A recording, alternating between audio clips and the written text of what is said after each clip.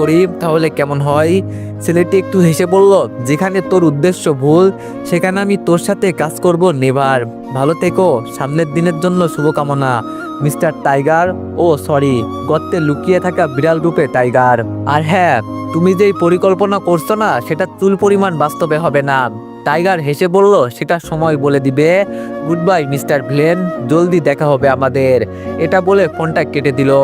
এইদিকে ছেলেটি আস্তে আস্তে বলতে লাগলো, আগুনে ঘি আর গরম তেলে পানি ঢালতে আমার খুব পছন্দ। রাতে বই নিয়ে পড়তেছিলাম, এমন সময় ফোনটা বেজে উঠলো। চার্জ থেকে ফোন নিয়ে ফোনের দিকে তাকাতেই দেখি চোখ দুইটা ছানাফড়া হয়ে গেল। আমি মনে হয় স্বপ্ন দেখছি, তা না হলে কেমনে কি? আচ্ছা, হাতে একটা চিমটি দিয়ে দেখি।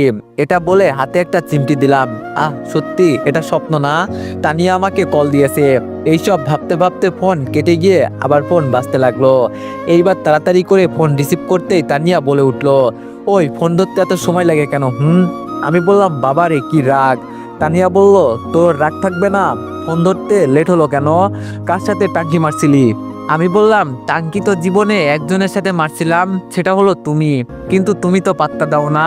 তা আজ কি মনে করে ফোন দিলেন মিস রাগওয়ালি?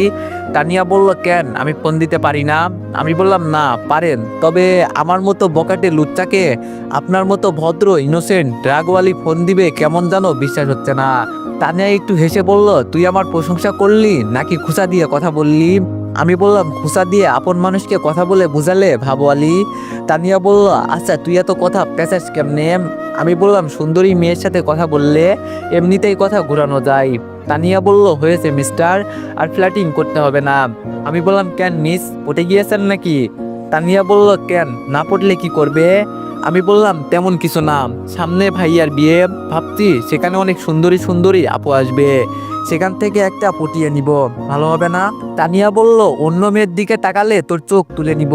আমি বললাম, তাহলে তোমারই সমস্যা। তানিয়া বলল, হলে হোক, অন্ধ হলেও মেনে নিব, তারপরও অন্য মেয়ের দিকে তাকালে মানব না। এটা বলে তানিয়া জিব্বায় কামড় দিল। ইস, আমি কি বলে দিলাম, ফাজিলটা এমন ভাবে কথা বের করে বুঝতে পারি না। আমি তানিয়ার এমন কথা শুনে খুশিতে নাচতে মন চাইছে। আমি বললাম, কি কি বললেন মিস ভাওয়ালি? তানিয়া বলল, কই কি বললাম, আচ্ছা রাখি। এটা বলে তানিয়া ফোন কেটে লজ্জায় ফোন একপাশে রেখে বালিশে মুখ লুকিয়ে নিল। এইদিকে আমি তো মহা খুশি, কারণ তানিয়াও আমাকে আস্তে আস্তে পছন্দ করতে শুরু করছে। এইসব ভাবছি, তখন আম্মু খাবার খেতে ডাকলো, তাই দেরি না করে খাবার খেতে গেলাম। নিচে গিয়ে খাবার টেবিলে বসে চুপচাপ খাবার খেতে লাগলাম। তখনই আব্বু বলে উঠলো, আবির তোর কি হয়েছে, আমাদের একটু বলতো। আমি বললাম, আমার কি হবে? আব্বু বলল, না মানে কেমন যেন হয়ে গেছিস তাই বললাম। আমি বললাম, আরে না, আমার কিছু হয়নি। আব্বু বলল, তাহলে ভালো। আচ্ছা শোন, সামনের 25 তারিখ তোর ভাইয়ার বিয়ে, মানে আর মাত্র 10 দিন আছে। আমি বললাম, জানি। আব্বু বলল, আর সবকিছু তোকে করতে হবে। আমি বললাম, আমি জানি আব্বু, তোমরা চিন্তা করিও না, আমি নিজের সবটা দিয়ে চেষ্টা করব। এইদিকে আমার এমন কথা শুনে ভাইয়া মনে মনে বলতে লাগলো, মনে হয় নুসরাত আবিরকে মানিয়েছে, তা না হলে এমন কথা বলতো না। এইদিকে আমি খাওয়া দাওয়া শেষ করে রুমে গিয়ে বিছানায় শুয়ে ফোন টিপতেছি, তখন অচেনা নাম্বার থেকে কল আসলো। আমি কিছু মনে না করে ফোন রিসিভ করতেই মেয়ে কণ্ঠে কেউ বলে উঠলো, কি করছো আবির? আমি বললাম, কিছু না, বাট আপনি কে, আপনাকে তো চিনলাম না। মেয়েটি বলল, আমি কে সেটার সময় বলে দিবে, তবে আমি তোমার অতি কাছের মানুষ। আমি বললাম, কাছের মানুষ সেটা বুঝলাম, কিন্তু কে সেটা বলেন তো। মেয়েটি বলল, ওই যে বললাম না, সময় হোক জানতে পারবা, এখন বলো খাবার খেয়েছো? আমি বললাম, খেয়েছি। মেয়েটি বলল, গুড, তুমি যখন খেয়েছো এখন আমিও খেতে যাব। গুড বাই, কাল কথা হবে। আর হ্যাঁ, তানিয়ার থেকে একটু দূরে দূরে থেকো কেমন, সেটা তোমার জন্য ভালো হবে। এটা বলে আমাকে কিছু বলার সুযোগ না দিয়ে ফোন কেটে দিল। আর আমি ভাবতে লাগলাম, আজব কে এই মেয়ে, সে আমাকে চিনে কিভাবে, আর তানিয়া থেকে কেন দূরে থাকতে বলছে? তোর কিছুই মাথায় ঢুকছে না। আমি আর কিছু ভাবতে পারছি না, মাথাটা ধরে আছে, তাই পাখাটা চালু করে দিয়ে ঘুমিয়ে পড়লাম। সকালবেলায় ঘুম থেকে উঠে ফ্রেশ হয়ে নাস্তা করে চলে গেলাম কলেজে। কলেজে গিয়ে বন্ধুরা সবাই মিলে আড্ডা দিচ্ছে, এমন সময় পিছন থেকে মেয়ে কণ্ঠে কেউ একজন বলে উঠলো, হাই গাইস, কি করছো সবাই? উক্ত কথাটা শুনতে পিছনে ঘুরতে আমরা বলে উঠলাম, আরে আরোহী যে এতদিন পর কলেজে, সেই দিনের পরে কি ছেলেগুলো আর বিরক্ত করছে? আরোহী বলল, আরে না, কি যে বলো না, তারা তার বিরক্ত করবে কি করে, আমি তো নানির বাড়ি ছিলাম। রাফি বলল, ও। আরোহী বলল, আচ্ছা আমি কি তোমাদের সাথে বসতে পারি? রাফি বলল, হ্যাঁ কেন নয়, অবশ্যই বসো। এই বলতে আরোহী আমাদের সাথে বসে পড়ল। এখন বলি আমরা কোন ছেলেদের কথা বলছি। আসলে কলেজে প্রথম দিন আমরা কয়েকটা ছেলেকে মারছিলাম, তার কারণ ছেলেগুলো আরোহীকে বিরক্ত করছিল। আর তাছাড়া আরোহীকে আরো আগে থেকেই চিনি আমরা, কিন্তু তেমন কথা বলতাম না। সেটা হলো আরোহী আমার আব্বুর বন্ধুর মেয়ে, মোফাজ্জেল আঙ্কেলের মেয়ে, অনেক বড় লোক তিনি।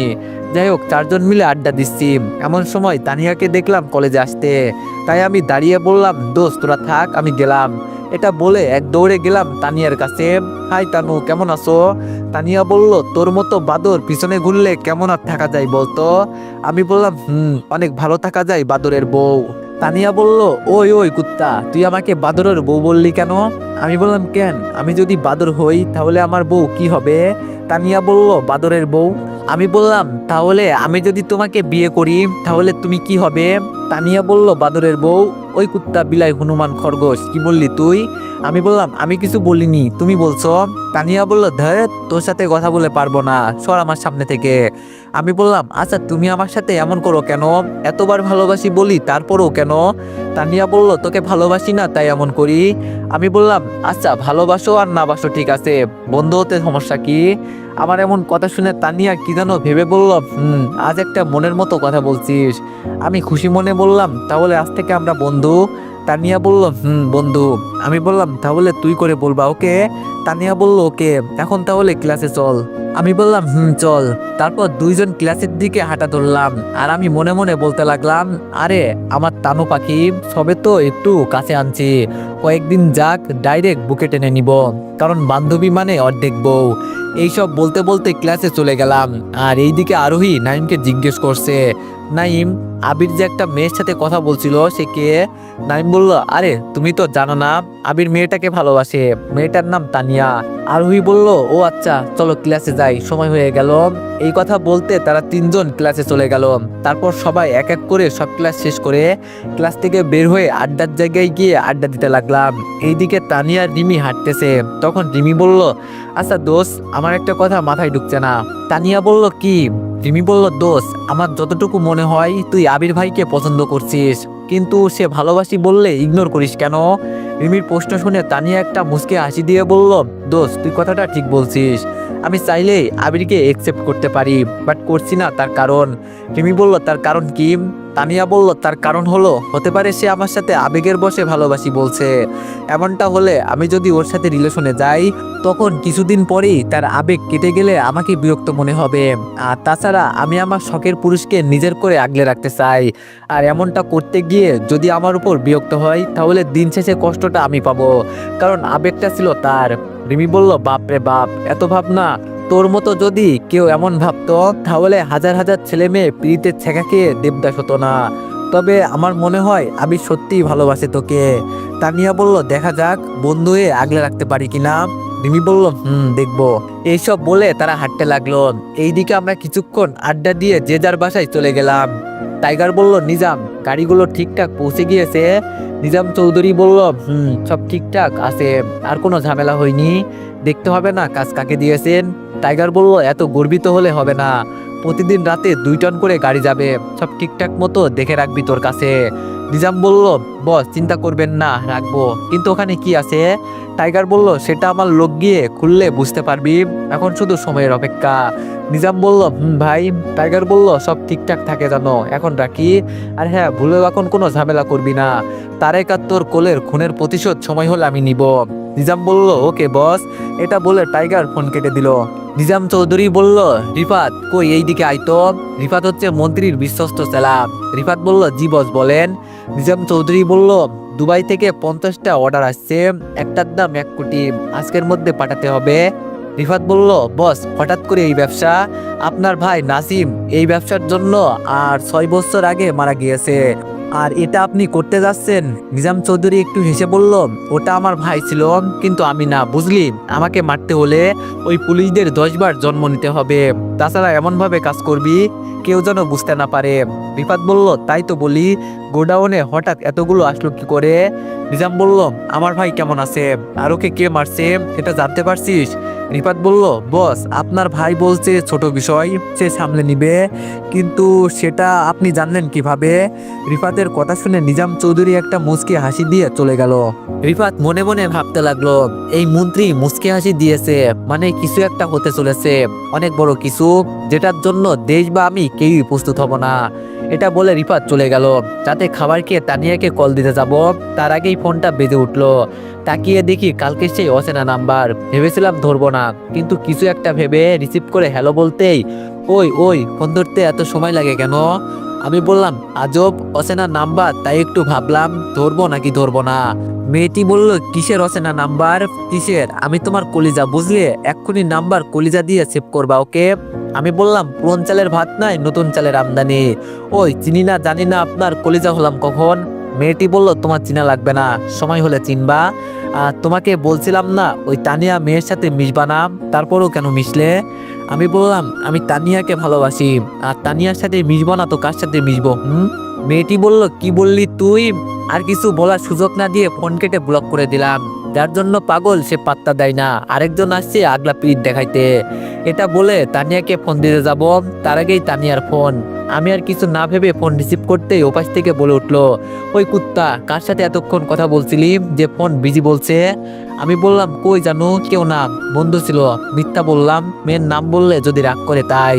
তানিয়া বলল, ওই আমি তোর কোন কালের জানো লাগি? আমি বললাম, কেন এই কালের? তানিয়া বলল, আবির, এখন কিন্তু বেশি হচ্ছে, এমন করলে আর কথা বলবো না। আমি বললাম, আচ্ছা আচ্ছা, আর এমন করবো না। তানিয়া বলল, গুড বয়, এখন কি করছিস? আমি বললাম, না পাওয়া ভালোবাসার সাথে কথা বলি, যেটা অনেক কাছে থেকে অনেক দূরে। তুমি কি করছো? তানিয়া বলল, আমি একটা লুচ্চা বাদরের সাথে কথা বলি, যেটা সারাদিন মেয়েদের সামনে লাফাই। আমি বললাম, মোটেও না, আমি সব মেয়েদের পিছনে ঘুরি না, তুমি বাদে। তানিয়া বলল, জানি, বাদর একটা। আমি বললাম, বাদরানি একটা। এইভাবে দুষ্টু মিষ্টি কথা বলে ফোন রেখে ঘুমিয়ে গেলাম। রাত 3টা সুই সুই, নীরবতা বিরাজমান করছে চারিদিকে। ঝিঝি পোকার আওয়াজ ছাড়া কিছুই শোনা যাচ্ছে না। একটা অন্ধকার রুম, তার মাঝে বড়বড় জ্বলছে একটা লাইট, আর তার নিচে অজ্ঞান সাথে বাঁধা অবস্থায় বসে আছে 3টা ছেলে। নাক মুখ দিয়ে ফুটা ফুটা ঝরছে রক্ত।